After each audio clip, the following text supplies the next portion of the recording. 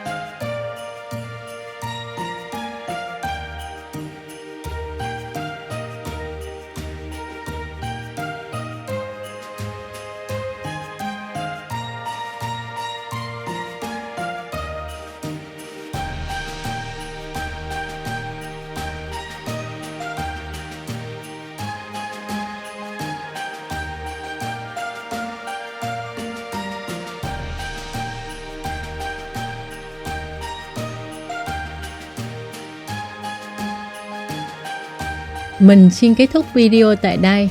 Hy vọng các bạn thích video của mình. Nhớ cho mình xin một like và đăng ký kênh để không bỏ lỡ những video tiếp theo của mình nhé. Xin chào và hẹn gặp lại.